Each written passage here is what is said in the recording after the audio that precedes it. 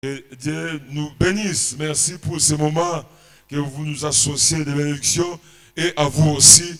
Nzambe apambola bino. Amen. Parce que vous avez compris que dans la présence de Dieu, il se passe toujours quelque chose. Et je prie pour qu'il se passe quelque chose dans votre vie. Dans la présence de Dieu, il se passe toujours quelque chose. Même le bâton sec qu'il y a à Aaron, ça fleurit. La présence en Zambé et Logomoko et Salamaka toujours. Amen. Celui qui s'appelle Je suis m'a envoyé vers vous. Un grand thème. Un bon thème pour cette semaine. Vous savez, tout celui temple qui accepte ce thème, a accepté thème comme une parole venant de Dieu. Et tu décides, d'abord tu acceptes le thème comme une parole venant de Dieu, et tu décides d'être là pendant toute la semaine. Ah, pendant toute cette semaine. Et tu crois que ce thème, il y a semaine, c'est une parole qui vient de Dieu pour toi. Il faut relever la tête. Tombola Mutunayo est à l'avenir avec assurance. Ah, le bien amen. Tombola Mutunayo est à l'avenir avec assurance. Pourquoi? Parce que oh, je dis Zamba Koti Likamunayo. Est-ce que vous croyez que Zamba Koti Litumbanayo? Zamba Koti problème. Est-ce que vous croyez que Zamba Koti Likamunayo? Parce que Zamba Robi a dit, celui qui s'appelle Jésus m'a envoyé vers vous. C'est-à-dire, ceux qui ont dit mes paroles comme une parole venant de Dieu. Et pour le but, c'est maintenant mon il faut relever ta tête et autant à venir avec assurance. C'est-à-dire, Zamba Koti Likamunayo. Alors, amen. Dans un monde, changement n'a qu'à avoir résultat. Dans un monde, changement n'a qu'à foyer. Est-ce que je parle à quelqu'un? Dans un monde, changement n'a qu'à faire. Changement n'a qu'à destiner. Changement n'a qu'à histoire. Pourquoi? Parce que Zamba Koti, il y a maman, mon c'est maman, c'est sigo. Zamba Koti, il y a tata, mon c'est tata, c'est sigo. Zamba Koti, il y a frère, mon c'est frère, c'est sigo. Est-ce que c'est sigo? Est-ce que mon téléphone dit que Zamba Koti, il y a mon alors ça m'a créé à bateau. Croire l'avenir, à son monde à ma camaminene, à son révéler la tête à la vie, oh madame soya. Ah, je dis oh madame soya, le va bien, amen. Zamba Koti Bitumbana, le va bien, amen. Zamba Koti la démarche, c'est ça, le va bien, amen. Zamba Koti problème, il y a commerce, le va bien, amen. Zamba Koti Kamuna fiancé, le va bien, amen. Orobuna Isusu Yomo Kote Zamba dit, celui qui s'appelle Jésus m'a envoyé vers vous. C'est-à-dire, moi, à la peuple va réciter mon sous. Parce que Bitumane, c'est sur la bilote, et comme Bitumane, ça meurt. Parce que problème, c'est sur la bilote, et comme problème ya Zambé. Est-ce que mutu wazo ndima ke tana ya délivrance, tana ya guérison, tana ya restauration, on dit ça ma kele ba to wazo ndima. Ah, que Dieu soit glorifié. Vous savez, dans le contexte, dans le contexte où le peuple de Dieu, les descendants d'Abraham, aussi une zamba fumolo misu. Bateau va se exploiter la servitude. Ceux qui sont à tu vas voir que sur leur tête, ils avaient la bénédiction. Parce que bateau va se exploiter la servitude. Ce n'est pas une nation païenne. Et ça va descendre d'Abraham. Et Dieu a béni Abraham avec sa descendance. Bah moi on va exploiter la servitude. Parce que esclave n'Égypte. Oui, étant esclave n'Égypte. Même pour prendre l'argent et un d'accord maître n'a décidé pour nous. Parce que c'est esclave. On a bien mais soit na yo pe. On a bien mais oh maître na yo a décidé pour nous. Parce que c'est esclave. On a bien ya soit na yo pe. On a bien ya oh maître na yo a décidé pour nous. Tu autant en école limité. Est-ce que vous comprenez le point? C'est-à-dire tout tout ce qui va se passer dans ta vie. Et ça, oh maître, donc osons vivre, non pas selon la volonté de Dieu, mais osons vivre selon la volonté de celui qui domine sur toi. Sois bien le Goliath, Goliath.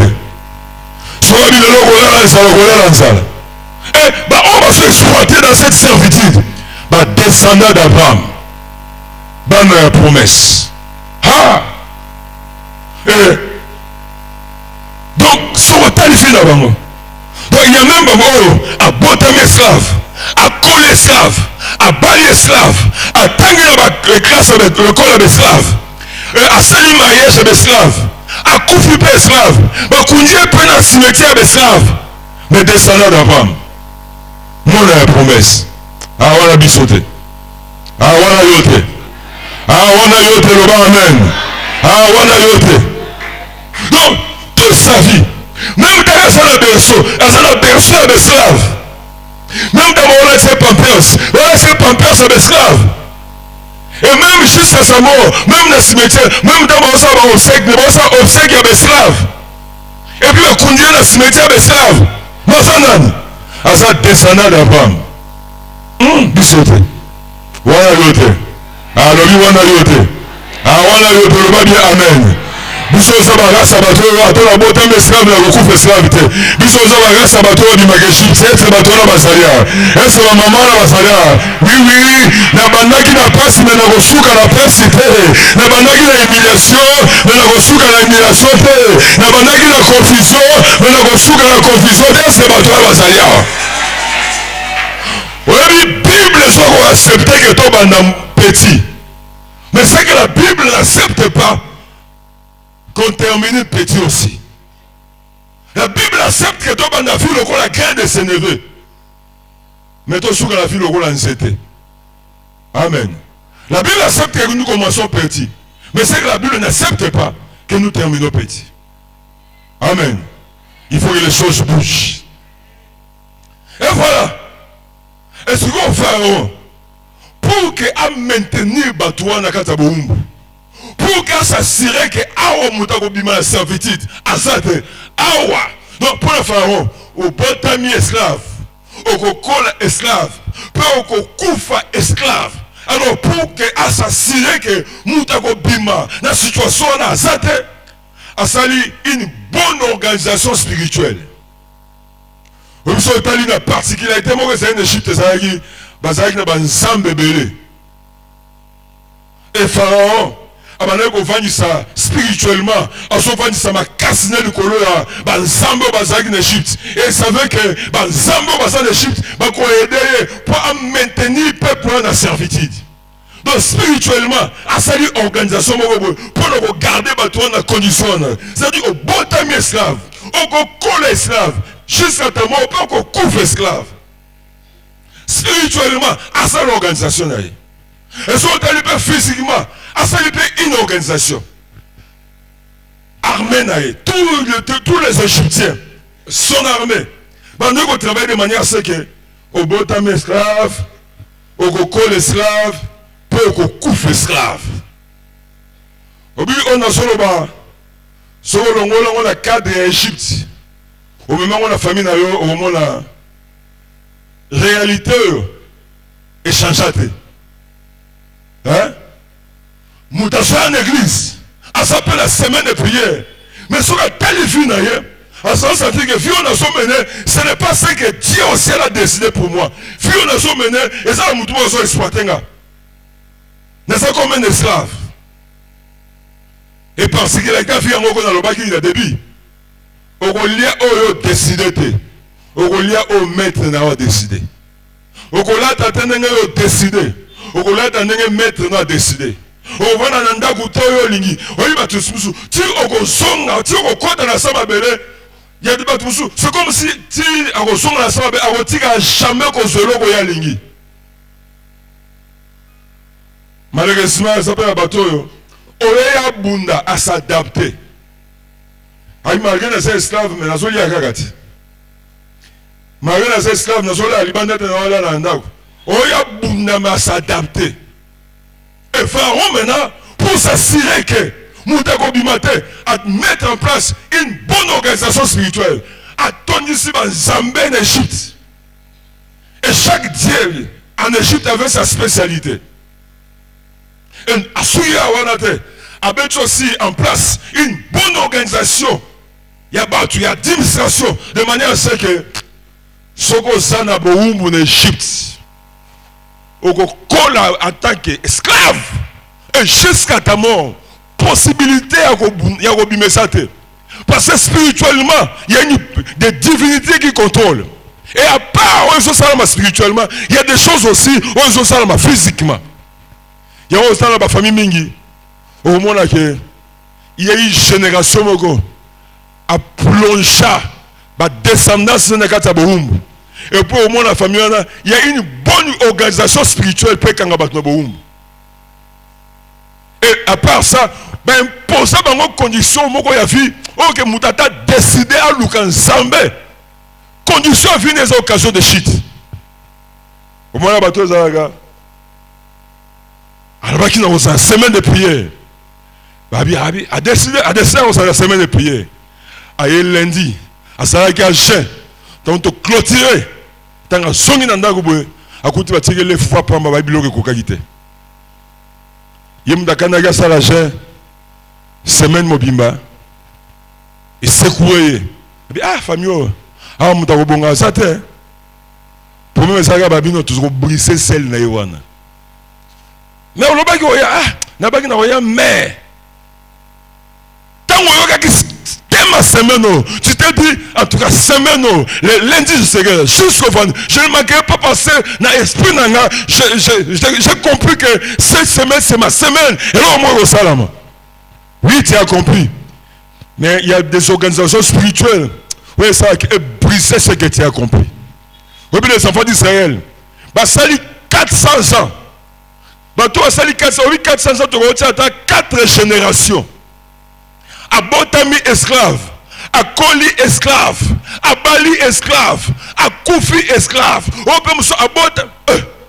Mais banani bazan viona, ba descendant d'Abraham, bana la promesse. Donc ce talent est ça possible, hein? N'a pas promesse na yo, oh les gars si la terre pour vivre en terre, hein? Et ça possible. Sur le texte, descendant d'Abraham, à Botam esclave, à Koli esclave, à Koufi esclave, même dans le cimetière, on va placer, dans le cimetière, moi j'ai l'église, de l'autre côté, dans mon foule à quartier qui monte, dans ce moment-là, l'enterrement, ceux qui vraiment connaissent l'eau, les aguilles liées, dans l'enterrement, donc ce moment même jour à vivre na passe même le jour de sa mort baluki ba boire des coffrages ba beti ba tirer na kati ya ketch na coffre et bembe mako libanda même enterrement c'est un problème hein même jour d'enterrement on est résalté même on aura quand même on est résalté. Même si vous voyez, bise koufi, bakumbi seke, batwa paza, donc ce monde là, ouf. Donc pendant toute sa vie, a souffrir, même le jour de sa mort, pas ces eaux là, il faut souffrir. Attends mon limo kenzo to to konyo ko lango ba kundango ne sengote. Attends koufi, mais zoto no to ko humiliango, to kundango ne sengote. Tu vas voir taxi bise koufi. Bah qui sont na keche koufi ba kumbi mutuka ndengwana tal ouf ba yanke moko ba zui yango ale mbangu ba zokende donc ceux qui ba ko boga akende kaka. Oh. Et dans nos familles il y a de telles choses hein.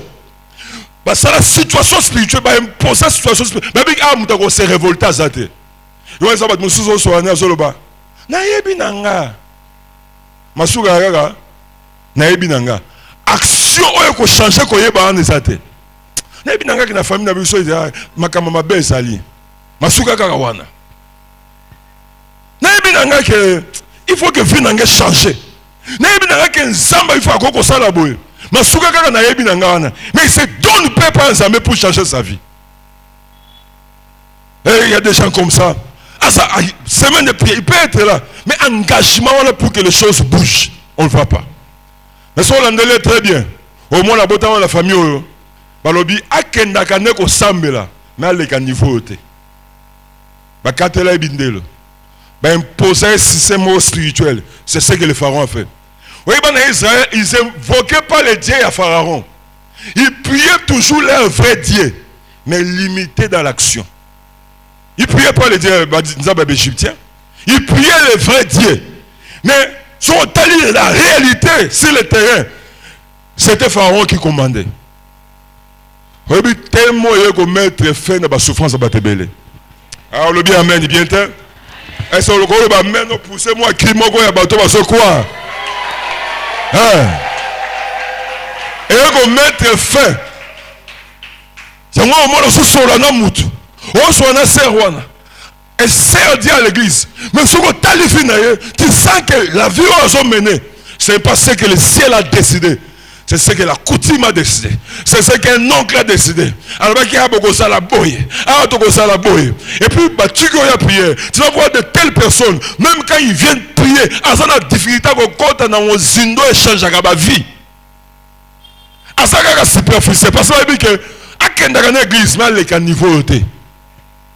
À dans l'église, il y a un niveau. Parce que combien on détruit Bissot? Et c'est ce que le pharaon a fait. À mettre en place l'organisation Moro. Dans la famille, n'a pas sali. Dans la famille, n'a pas sali. Dans la famille, n'a pas sali. Le combat, nous change à la vie à battre. Et bien, dans la famille. Amen. Combat, nous change à la tout le monde, surtout en Christ. Nous avons la lumière. En Christ, nous avons témoignage. Combat il y a vie chrétienne et ça en église dans la famille. Parce que tant que yaga, nous sommes comme frères. Mais tant que nous sommes dans la famille, et c'est la première preuve sur le Zalak. Et c'est le pharaon va mettre cette organisation pour contrôler. Et donc pour le pharaon, il savait que Kobima Égypte, c'était quelque chose d'impossible. Ça ne pouvait pas se faire. Parce qu'on a sali bateau. Spirituellement, nous avons contrôlé. Nous avons mettre en place organisation.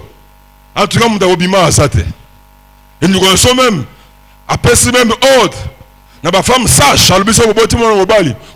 tout ça c'était pour maintenir les hommes, maintenir les femmes dans la servitude. Ato gangi na yo, mais on a saboko aussi à Pharaon. Ato bini na yo, mais kolia na yo so dépend de Pharaon. Kolata no so dépend de Pharaon.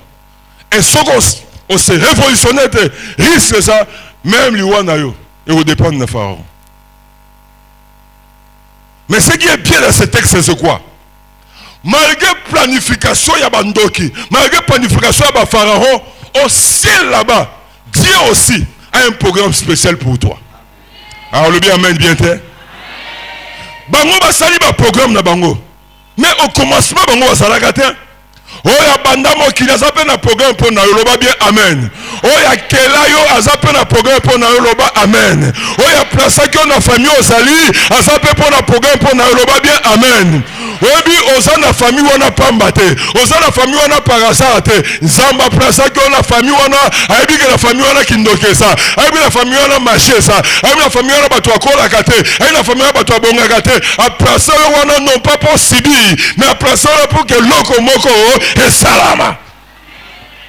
Nous avons une bonne nouvelle.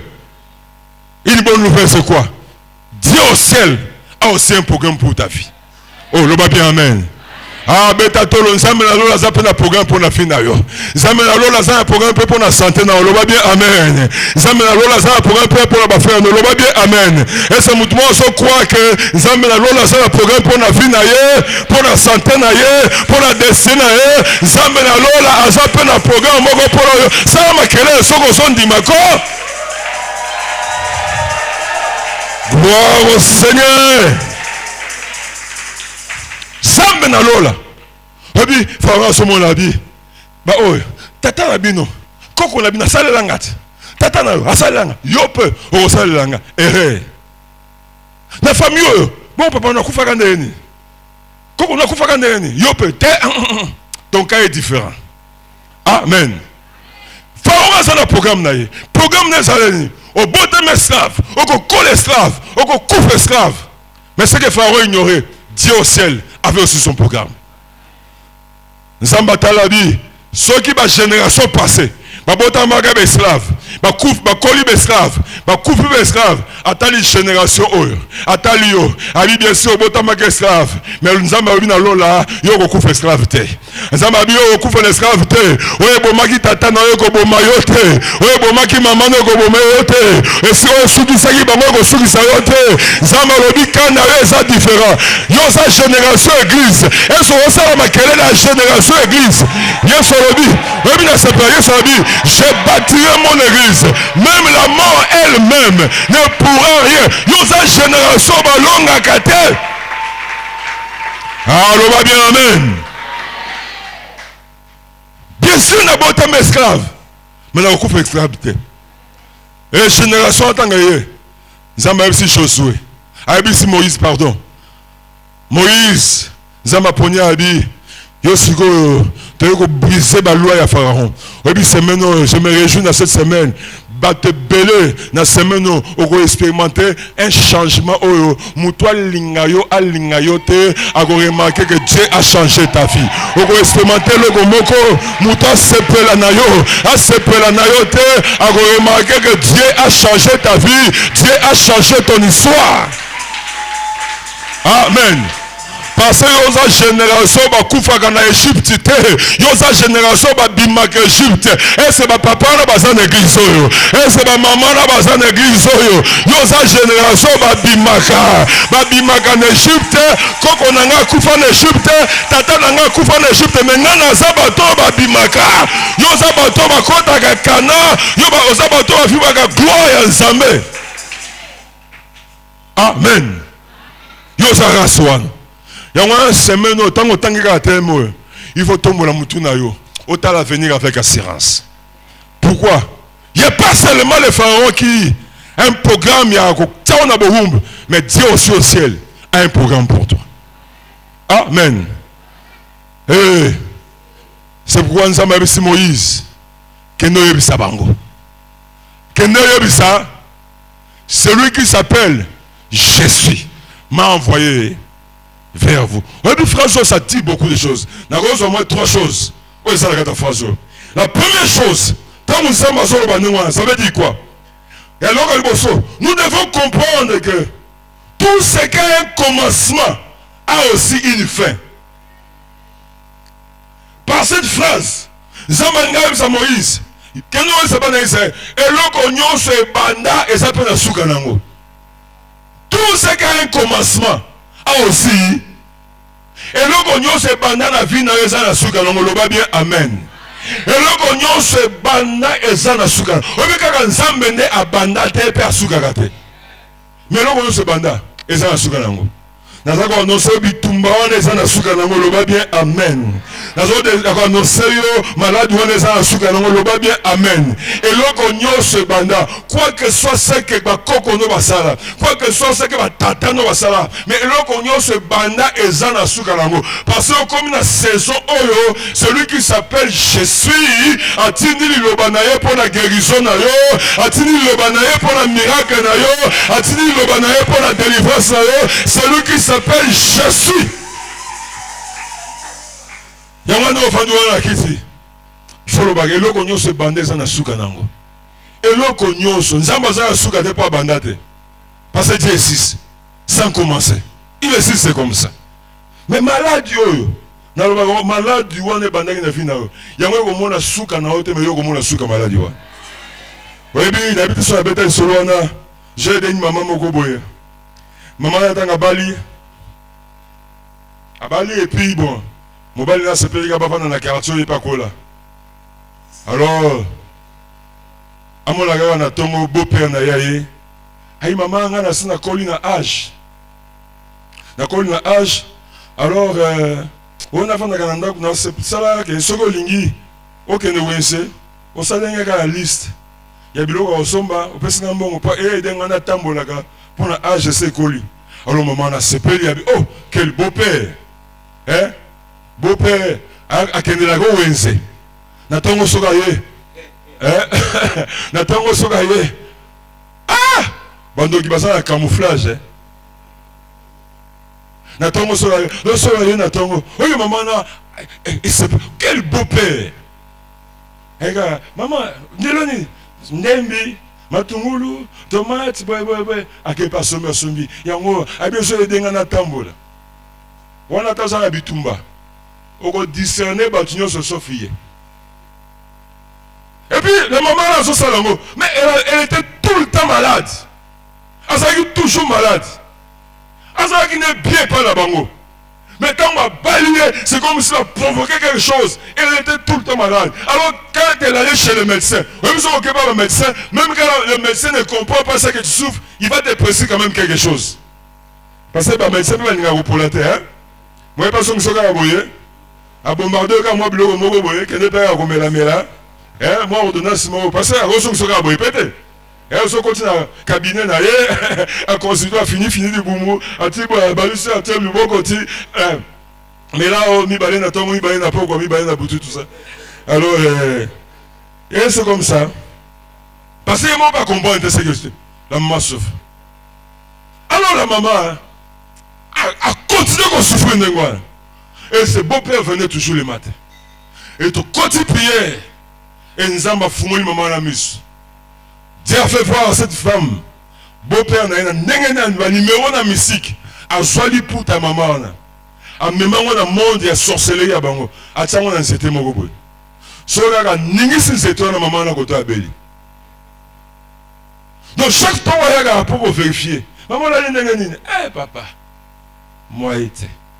En tout cas ceux qui nous ont appelé ça nga yote papa. Mais mutazoli ayo. Yewan. Soga ega le temps. Boni. Yamba nous sommes bien abiso. On sait bien à so vérifier ma sasina. Yamba sommes d'aptu on sait bien. Parce que par ces maîtrises nous sommes na ça bien. Et ça bien important toi ça va surtout ce que tu sens. Amen. À moins que pasteur soit tout nu mais nous sommes tout non là il bien. Ah ça serait est-ce c'est toi ne soyez bien na mutu. Est-ce que ça sonne côté qui pensa. Si vous avez eu fumoli ils ont qui embarrassé mais ils n'ont pas accès sous dose. Et Dieu a fait voir à cette femme. Alors il sait que ton beau-père là, c'est un grand sorcier. Alors il a gardé bonne année, moi non me bala. C'est pour moi non bala ça qui assure à Kabanasu. Mais comme la femme là c'était une femme de pierre à vaincre. Oui, tant au long et tombeau, il y a pas déjà et bimise tomba musus. Si la terre, le combat spirituel est aussi la terre, et vous changez la forme.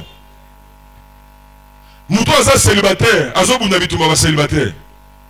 Si vous avez un banu bituma batu, si vous avez un banu bituma batu, si vous avez loué, si vous avez pas la bino, bituma, vous avez loué pas la bino, vous n'avez pas la bino. Si vous avez comme locataire, comme le bituma, il y a un locataire, il y a un bailleur, si vous avez un monde, si vous avez un kindoki, il y a aussi bien moi mouké. Sans autant la makolo, ça bituma bata makolo. Ya ko la transport. So bo sumu to ko na bituma batwa. Parce que vous lâchez au thème sam de makolo, au thème sam de mutuka. Amen. Yo so na makolo nga so na mutuka to moni ba mota wana. Yo banga te menga. Na bige ba bato yo ata problème ça te problème ko bimakaka. Ya mwana ko lemba bitumba te. Oh le va bien amen. Bitumbe ko sila te ko changer ka ba forme. Alors, Zamba wisi maman là. Créa délivrance no, yebisa papa na. Yebisa iko zalaga ndoki. Okamata li putananga. O mema na mona bino kindoki. Soko ningi se woyanga na belaka. Zamba biso ko tikito ko kufa. Ah. Oui, le message nous Zamba pesa biso, maman na ziango, mais biso ke ça ya solote. Il va le kufi Ce que ça y a soloté, n'a ça sincère mais dans l'erreur. Alors, jour où il a dit oui, papa n'a yépé. Maman n'a pas dit bien, hein? Parce que y a ça, bandi au combo là, nous, car on a su combo, on a combo le pont. Maman, elle s'est dit sur un. Maman n'a dit, n'a hésité mais n'a signé. Eh papa, n'a pas mouillé kaka awa. Au sous nga lycée biloko ya wenze, nga na sepe na binza ma pesi nga beau-père, ya bien. Zoko za la gandoki, beau-père dit ah. Zamba la kisinga ozwali puta nanga okangango na nzete moko ya kindoki soko ningi se wana abelaka Zamba bisoko tikita kokufa. Bope wana baluka ke maladie pe. Merci. Et l'autre nous c'est bandé ça la souka nango. Soko ça ne souko. Mutumoka lokakayo, celui qui s'appelle Jésus. Alors bien quoi les signes. Soko ça ne souko. Mutumoka lokakaba mbongo na yo, celui qui s'appelle Jésus. Alors bien situation est son roko bête ma bongo so gana oui et c'est. Ah.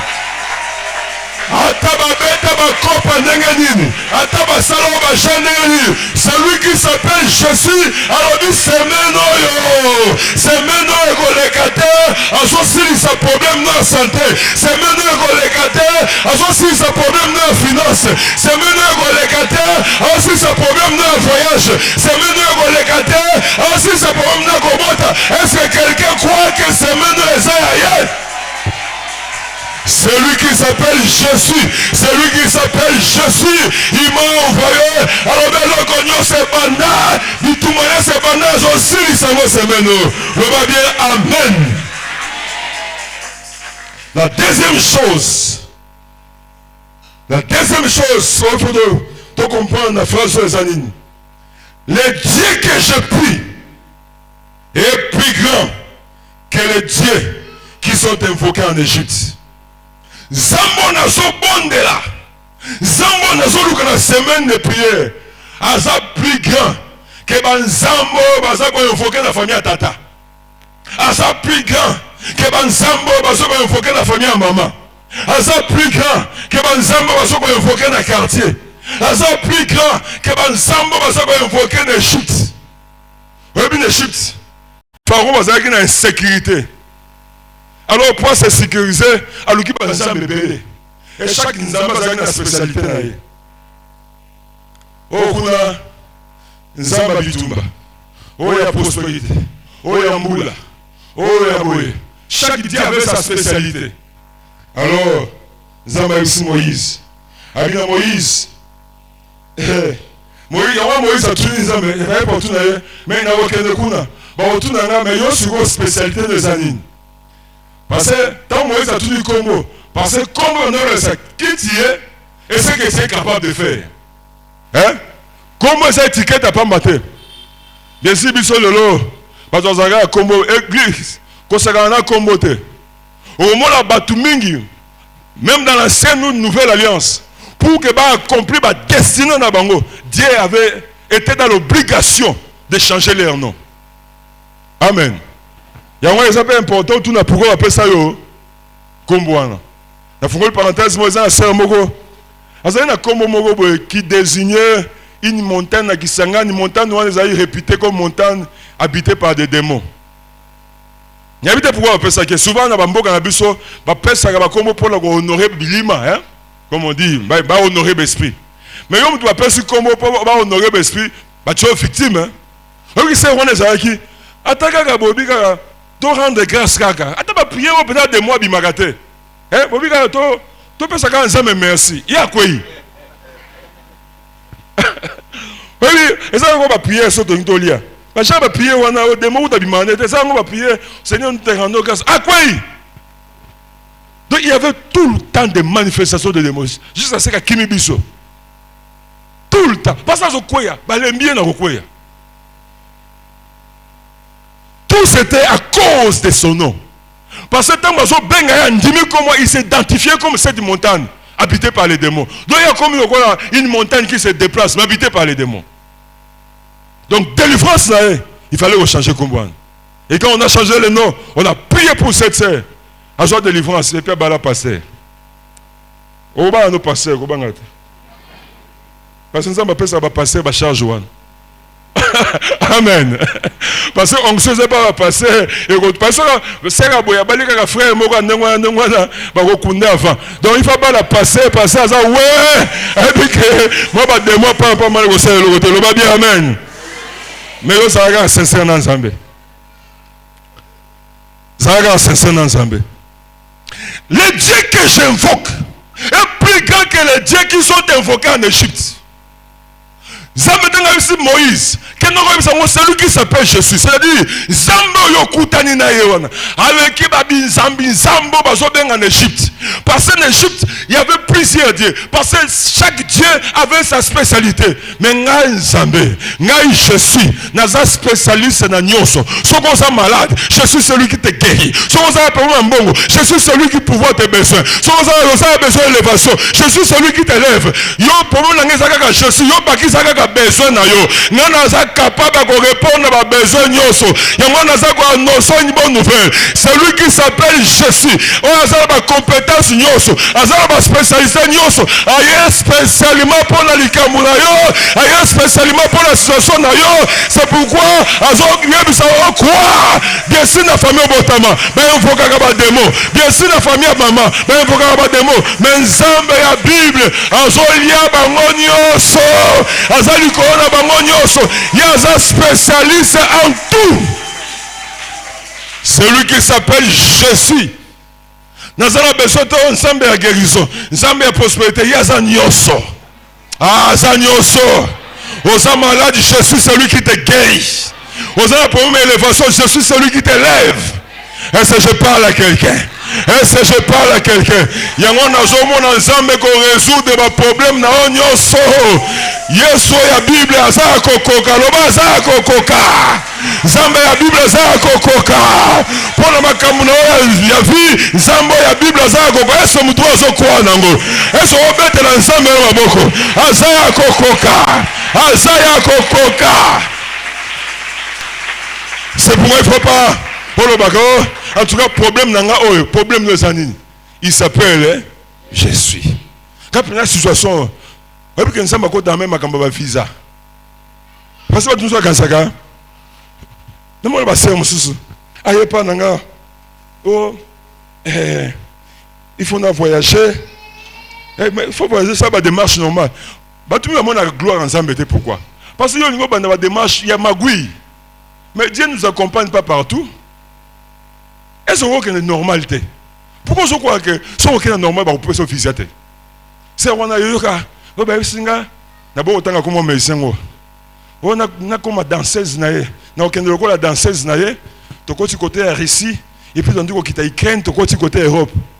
Il y a eu 5 en crise. Tu peux ceux qui est rouge, laisse-moi un mini-ship et puis il y a une boîte de nuit. Il y a une danseuse. Nous sommes pour le voyage. Pourquoi? Parce que quoi qu'il y ait dans l'église, quoi qu'il y ait dans la semaine de prière, je crois que Dieu peut le guérir, mais il y a un visa et c'est coca. Avec Moïse, je suis. Mais il y a un visa peut na coca. Le problème est que à coca. Il y a un coca. Oh, il y a un longi là-bas. Oh, il y a un coca. T'allais bien les longues, t'allais les longues. Pour le problème, c'est ça. Parce que tant que t'as l'âge, oui, l'église na biso kuna, na bisa kuna mariage ba âge nyoso ezali. Ya ba 25 ans, ezali. Ya ba 40 ans, ya ba 50 ans, ya ba 60 peu. Yo moko kaka. Amen. Parce que pour eux, c'est un mingo mona. Azana bino c'est en crise, mais on ko tala. Azana ki na département intercession. Alors quand ça frère on a atali âge aleki na 5 abi awa ici atali siko ba frère nous a calculé âge on va comprendre awa mutu azate tiens oh je sens plus Dieu m'a mis à cœur na que na musique azo changer parce que mon na musique moi mikolo baza abi kuna peut-être ba stratégie ma bewana azo changer ba département yo ka isi molimo te ba calcul. Vous comprenez, vous allez tirer les chaînes à niveau nanga. Église, ça va la bakouk. Reste dans ton poste. Oh, tire la poste na yo. Tire la poste na yo. Zamba yebe suko zali. Est-ce que je crois que Zamba koye suko zali? Alors, je suis celui qui s'appelle Jésus. Ayebi adresse na yo. Ayebi suko vandaka. Ayebi suko vandaka. Et akoya et suko vandaka. Et ako visiter yo. Est-ce que tout le monde je crois la visitation? Zamba ko visiter yo. Zamba ko visiter yo. Na décourager c'est on a vu est-ce que c'est le normal? Oh comment ici? Yo c'est en Christ, zo piller, zo loba, zo. Et puis on a dit moi mini je sais pas. Mais aucun côté a ici. Ah, pourquoi on a un voyage? On ne dit pas aux élèves. Ça, c'est pas normal. On a découragé, tu as eu Afrique du Sud. On n'a pas qu'en Afrique du Sud, on a raté à Tinébi Sotamoutou. Donc, la bénédiction, ça n'a rien à voir avec le déplacement. La bénédiction, c'est l'accompagnement de Dieu d'abord. Amen. Même dans la RDC, celui qui s'appelle Jésus dans la RDC, on va bien, amen. Est-ce que vous croyez que ça va dans la RDC? À moins qu'ils soient voyagés. Et c'est là nous avons aidé ces mots. Il y a une démarche normale. Moi, j'aime prier pour la bataille, démarche normale. Parce que là, c'est la démonstration de la foi. Il ne faut pas qu'il y ait un début, il faut que il y ait une ambassade. Est-ce que vous avez bien écouté? Il y a besoin de mélo, il faut que certaines églises aient besoin de mélo, et puis on les marate, les bananes. Parce que mélo plusieurs fois. Mais il y a une église, il y a une Zambie. Si on accueille les États-Unis, accueilli l'ambassade des États-Unis, solliciter en anglais, papa, bundana, non, parce que nous avons ça habitude. Parce que nous avons des faut appeler visa habitude. Solliciter en anglais, non. Anglais, nous avons 7 trop. Aux autres, nous avons 6 mois. Il y a formation, et puis après 6 mois, tu vas évaluer si ça va maintenant. C'est on a boy. Celui qui s'appelle Jésus existe. C'est on a ABC. Il y a PC date, pour diriger, les documents et ça la nous dans le cours anglais na Kali. Alors, c'est on a ABC le dit, ngana lingi jour na kokende pona zwa document oyo kotina ngana ko sala cours anglais, on le pas un document, pas un visa. Est-ce qu'on croit que c'est possible? Est-ce qu'on croit que c'est possible? Pour mes gens s'embêter, pour mes habitants. Zambabi, il te sera fait selon. C'est ça. Alors, c'est on n'a pas. Aïe, to prier. Dieu contrôle même l'ambassade des États-Unis. Celui qui s'appelle, il contrôle même l'ambassade des États-Unis. Et c'est on a accueilli. Si on a foi, a été passé pour un sac, a quelqu'un un visa. C'est ça la foi. On n'a pas besoin de visa. Ok, on a un visa dans le passeport dans le. Et là, c'est aux hommes de la foi. Attends, on a ça, tu joues à rendez-vous avec lequel pour que un document dans le cours anglais, mais à quel passeport, n'a pas un visa. A commis avant la salle d'attente, et puis va baigner. Quand on dit oui, elle s'est présentée, tu nous as un visa. Mon visa, ça, oui, passeport, pas, bêti. Ils sont là anglais. Tout n'a pas pété. Je suis bon, pour le bagage que.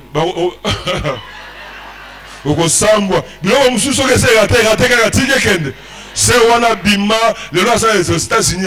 Dieu, celui qui s'appelle Jésus. Sur la présidence, à côté ça. Celui qui s'appelle Jésus. Sur le gouvernement. Oh, je t'annonce une bonne nouvelle. Zambo, so bon de la semaine de prière. À l'équipe Nzambe Nyos, so bazako invoqué dans mon kilo.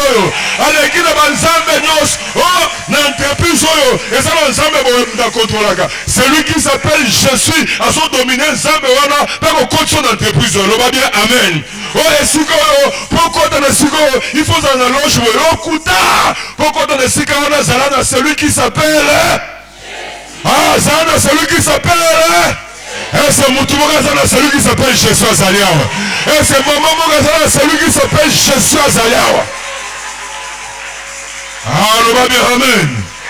Oui, mais la prière pour le voyage, ça va témoigner sur le chef compris que tout va ça là, voyage par des voies normales. Déjà, dès le départ, on va essayer de Moutoumouga qui s'est secondes. Non, on va essayer de qui s'est secondes à l'ambassade. Il y a beaucoup de gens qui ont fait voyager au côté. Ça, c'est une erreur. Amen.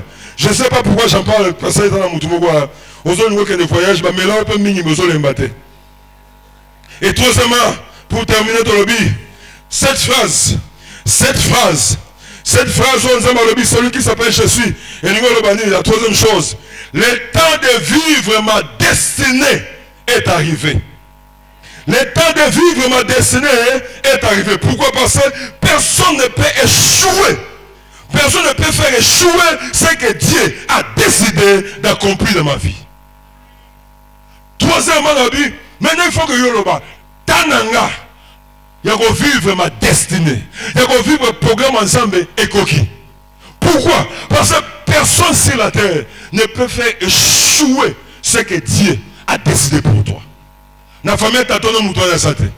Na famille maman no mutwana. Na quartier mutwana sate. Mutu mota loba nsambo zaki na posa comme sa maman a ngana buki yango. Asate. Personne n'a le pouvoir de te faire échouer, de faire échouer ce que le ciel a décidé pour toi. Et puis, tant que Pharaon a que, tant que Moïse a que bitumana Pharaon. Oui que Pharaon a non qu'à s'asseoir pour la zambe. J'aimerais bien temps la texte hein. Exode chapitre 9, verset 15 à 16. Exode chapitre 9, verset 15 à 16. Yoga magamusa mazo sa Pharaon. Aïe c'est beau. Exode chapitre 9, verset 15 à 16. Alors oui, si j'avais étendu ma main et que je t'eusse frappé de la mortalité, toi et ton peuple, tu aurais disparu de la terre. Mais je t'ai laissé subsister, afin que tu vois ma puissance et que l'on publie mon nom par toute la terre. Oui, Moïse a commis, a Zumaï, a changé comme Makila. Pharaon a béni ba magicien. On peut assumer va changer comme Makila. Oui, que Pharaon ça ça va pour l'ensemble. Moïse a que et pas ensemble. Zamaï c'est bon, c'est changer de niveau. Après si autre, ba grenouille et l'on a la fleuve et contre la mokil. Ba Pharaon ba magicien pas Pharaon. Ba pesi autre. Na ba grenouille et contre la mokil. Zamaï si Moïse a changé son niveau. Alors voilà. Si que soit pas poussé, créer des moustiques. Moïse a créé des moustiques. Les magiciens va mettre qui va coquiter. Mais ici Pharaon, ça c'est le doigt de Dieu. Mais malgré ça Pharaon a résisté. Et Pharaon a c'est besoin pour nous dans Zam. Il y a un Zam qui appelle ça Exode 9. Zam habité. Bon ça Pharaon. Ceux qui ont décidé que bomba ba Égyptien ils sont nganga bomba bango. Mais problème dans les agi ils sont nganga dans chapitre moko kaka. Na toujours bundaté. Mais la béni n'est solo moulaï. Hein? Donc, il y a chapitre 1 Zala, chapitre 2 Zala. Mais si on a besoin de balamoko, chapitre 1 est Zala. Vous voyez que vous avez ça au ensemble. Vous avez bundate. Je t'ai fait subsister pour voir ma puissance. Vous ça fait toujours bundate. Toujours bundate. Vous avez solo Zala moulaï. Vous avez ma femme, on a Égyptien dans son balamoko. L'histoire est Zala. Mais pour que soyez dans sali, il y a un sali et pas sali. Il y a un sali et pas. Tant que Zama Bim Balo c'est fini. Babimate. Zama Bim Balo c'est fini pour nous. Zama Bim Balo c'est fini pour ma santé. Est-ce que vous trouvez quoi? Yebisa bandoki a famille tata bazobunda na nzambe te loba bozobunda te. Bandoki a famille karte tozobunda te. Bandoki ya musala tozobunda te. Soka esi bozobunda te. Nzambe abi azobenda na lisolo. Parce que ça m'a dit mariage de ça na chia. Abendika ils sont pas mariage de ça magie c'est mutumo azoko akizaye. Donc moi ba choque ça na après ça magie pour soit ba leçon ko soit. Baby Tumba. Ça m'a toujours bundate. Parce que Pharaon pensait qu'il se battait avec Dieu. Ça m'a toujours bundate. Église. Personne ne peut faire échouer ce que Dieu a décidé pour toi. Personne azaté. Ce que nous avons dans notre tombeau. Oui, sortez la Bible. Nous avons tali Joseph. Alors oui, Joseph, on a un grand frère, on a un petit frère. Parce que nous sommes quand ça moutali bosso. On a un aîné, on a un cadet, mais il y a un carte. Parce que nous avons un allié. Et moi, je suis un aîné, et moi, je suis un cadet, et moi, je suis pas au milieu. Abi Joseph n'a pas eu. Ma frère, il va dire à Boudé. Ma boîte que vous n'avez pas c'est que c'est 100 jours arrivés. Et c'est ça le matin. Et c'est quoi qui ça matin? Oh, il y a eu peu de kokisama. Et si je parle à quelqu'un, et c'est moi oh, il y a un peu de kokisama. Et c'est je crois que 2025, il y a aussi la prophétie. Et c'est ça la quelle est la bateau, bazon dima. Et c'est je crois, oh, il y a eu peu de kokisama. Il y a un bandal lelo. Il y a eu ça qui a famille à tata. Bozo bunana nzambete. Alingina li solo. Oui, mais nous sommes une femme de prière. Il y a un autre qui a fini na kingo. Il y a un autre qui a fini na kingo. Parce que ça va prier à pas ma part manzara bon. Il y a pas qu'on a prié il faut moi oppression muke. Atiki ndo ka finale na kingo mais suka wana. Finale na kingo suka. Moi donne comme femme de prière. Oh, c'est pas ça. Moi donne comme femme de prière. Obitumana iboma ote me tongayo. Ah bazo bundate. Na lingo bi mala France ya biso ndozo bunda na nzambe na ngate. Akoye ko éliminer bino isola ngake salate mais azo sala ne ba chapitre. Azo sala ne siko taya ko seplane koki. Taya ko vivre destiné na yo koki. Amen. Oko fana isu na ndaku selon ba maître na yo te mais oko fana na ndaku selon Dieu. Je vous dis c'est possible hein? Oh, je vous dis c'est possible. Je vous dis c'est possible. Oui, na sepela loko lobeloko. Oui, et moi t'en entends musamutu galanga. N'habite en autre que mikate tant les par ma mère. Tant que ba musuba ke no sakana ba jouer ba ninga azote ka mikate na wenzi. Hein? Zama zoto nganga. So za yusu na teki to chamwe siko na zu siko nzungu wana zo ya na zo mekango lokola mutuka. Hein? Na so zonga wana baso bundate mais c'est ça la masigote hein? Amen. Maintenant le temps de vivre hein? Ta destinée na zo moi la vie no ko changer na kombo na Yesu bando kiona ba bozo bundate même ba ba ka pena église bozo bunda na nzambe te tika na yo ah tolo ba ba to ba tika na bino lo ba tika na bino ba bunisa ka passer Carlos ba tika na bino Baba bunisa fali botika na bino. Bozo bundate. Bozo bundate. Ngesa ko sa l'église kuna tana komi. Ba bi kotoyo wapi? O kotoyo bandaka kitsa ta ba prophète wana maleba. Moi kotoyo atoyo ko sa l'église bandaka ta ba 10h30 koto mali les agaminga wapi? Kuna to bandaka intercession na 7h15. Qui te dans la 8e intercession à l'église à 7h15? Parce que celui qui s'appelle m'a envoyé là-bas. Oko lamukana malili. Oko ya. Olingo lingate oko ya. Parce que celui qui s'appelle. Il y a un terrain qui a échoué et ça te biso to bongaka partout. Oh, ato bandaka na mikata mabodolo ko langa oko bonga. Parce que celui qui s'appelle Jésus, ça me doit zo quoi? Est-ce que tellement ça ma querelle ko? Ah, tellement salama kelele. Tellement salama kelele.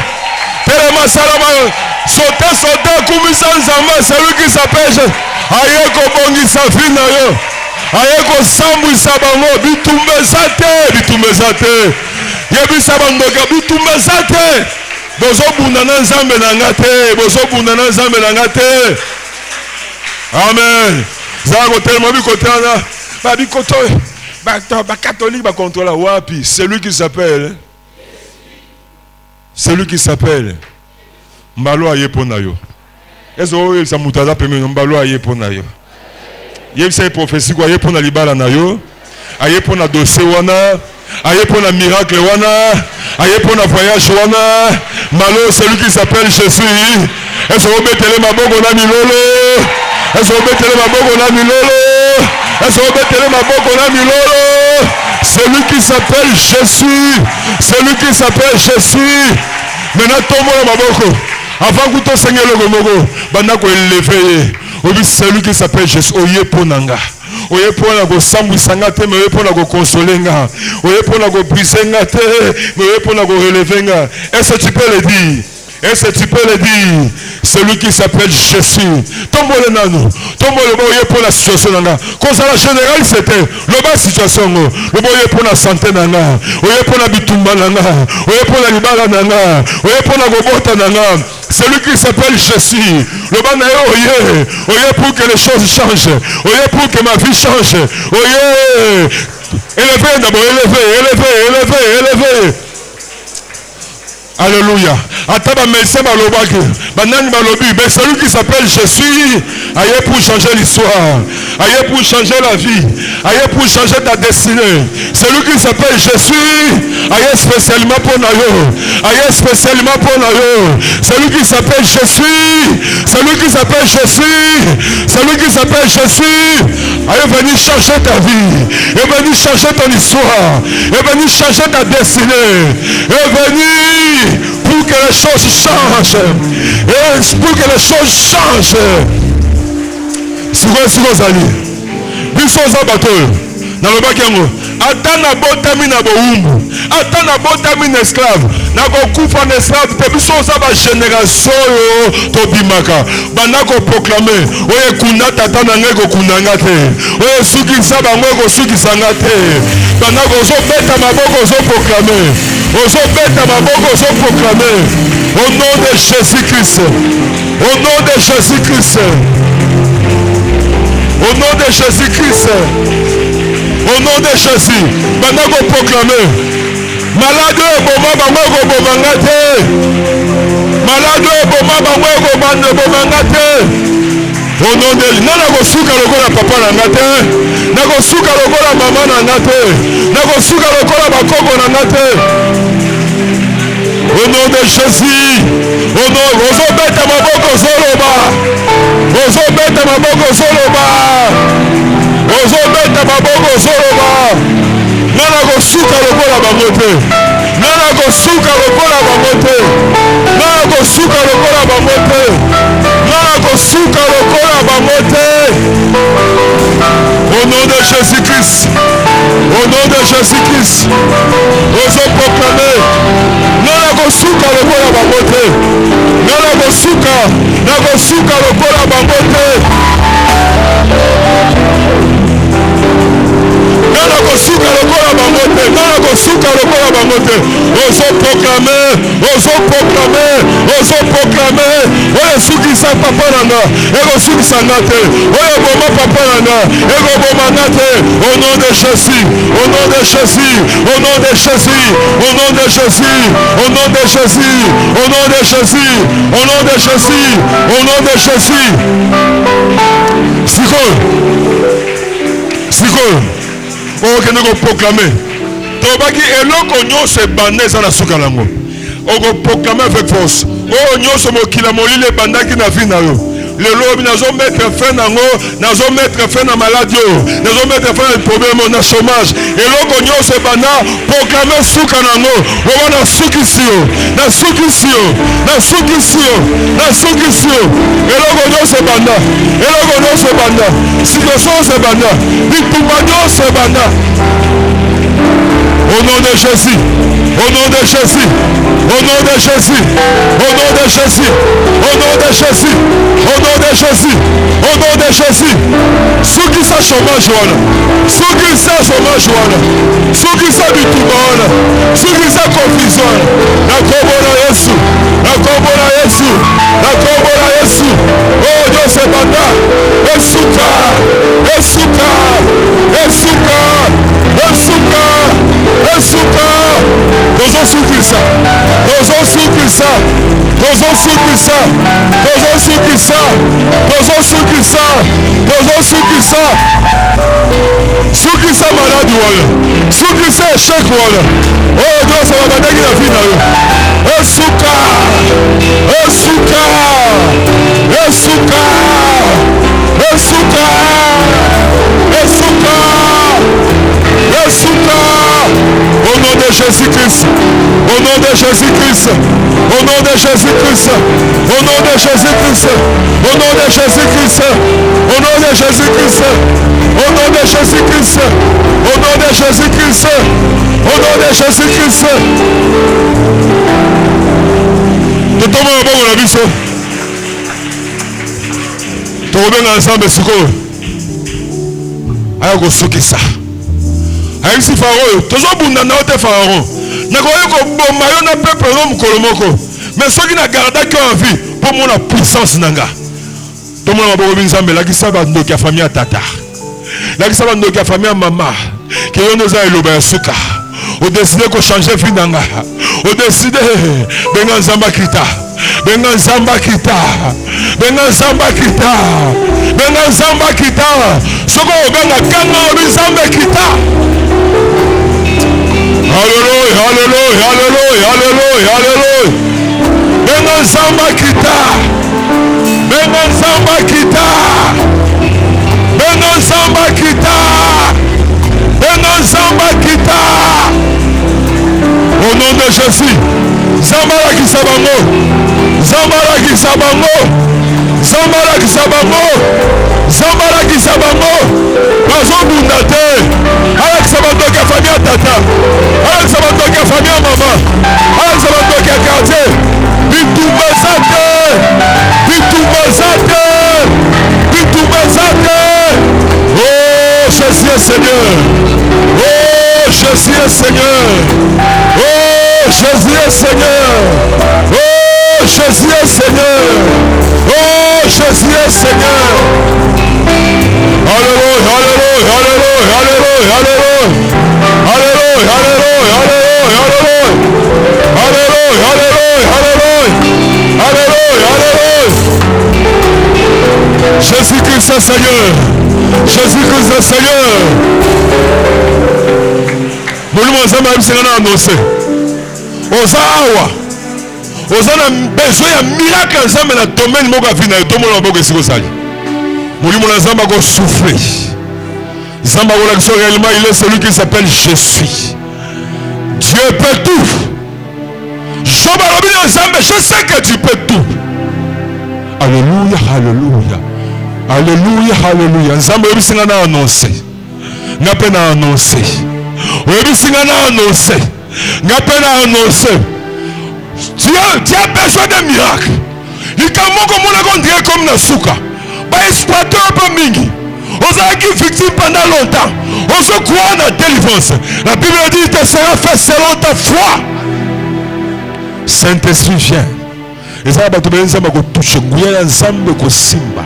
Au cancer ko limwa miom kisse. Alléluia. Alléluia. La puissance de Dieu commence à toucher. La puissance de Dieu commence à circuler. Ça va changer ma affaire na yo. A changer commerce na yo. A changer situation libala na yo. A changer yo. Je vois la main de Dieu qui descend. Alléluia. Alléluia. Celui qui s'appelle Je suis. Celui qui s'appelle Je suis. Celui qui s'appelle Je suis. Il est descendu pour toucher. Il est descendu pour toucher. Et il te touche. Alléluia, alléluia, alléluia, alléluia. Je suis disposé. Je crois au miracle. Gana combat Yesu. Jésus touche-moi. Yesu Simbanga. Molima Kita. Yesu Simbanga. Seigneur, je crois au miracle. Je crois au miracle. Je crois au miracle. Je crois au miracle. Je crois au miracle. Je crois au miracle. Oh Seigneur. Alléluia, alléluia. Oui, nous avons circulé. Oui, nous avons circulé. Nous avons bambasso limwa. Bambasso limwa. Bakisa kindokezo limwa. Bamioma kindokezo limwa. Infection kindokezo limwa. Bapoison batio les autres zobima. Zambazo forcé bamoma la surprise. Bazo la surprise. Sois touché par sa puissance. Sois touché par sa puissance. Sois touché par sa puissance. Sois touché par sa puissance. Zambazo ezalaka azali korona nyoso. Azali korona nyoso. Asibi bombo ina yo. Asibi santé na yo. Sois miracle na yo. Sois miracle na yo.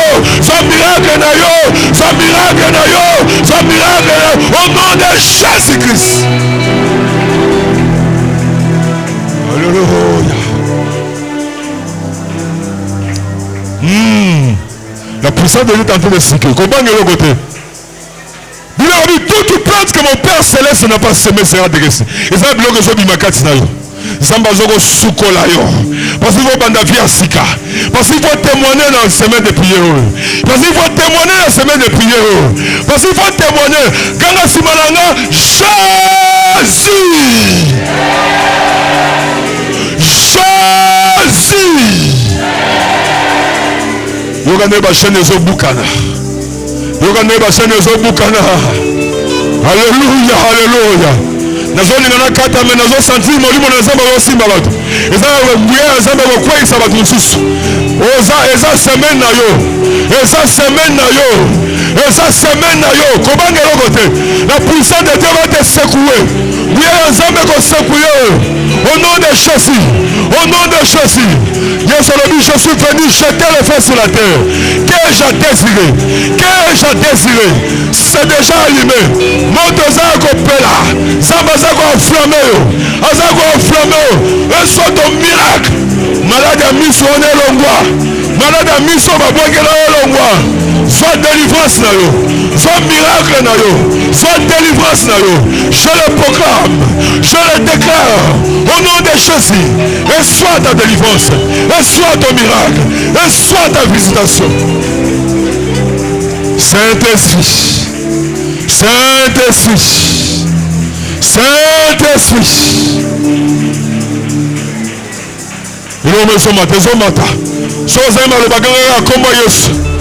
Quiconque invoquera le nom de Jésus sera sauvé. Atabakunda wapozo quoi? Ozo c'est quoi? Bamilange kindokezo bukana. Bakalebasa kindokezo bukana. Yesu loli koona nyoso. Mokonza bakonzi. Mokonza bakonzi. Jésus s'est élevé dans cette église. Jésus s'est élevé. Il s'est élevé dans cette semaine. Zambatere mazoachi. Il est en train de toucher les vies. Reçois ton miracle. Reçois les changements. Reçois les changements. Reçois les changements. Vis ta vie. Vis ta destinée. Vis le programme céleste. Au nom de Jésus-Christ. Au nom de Jésus-Christ.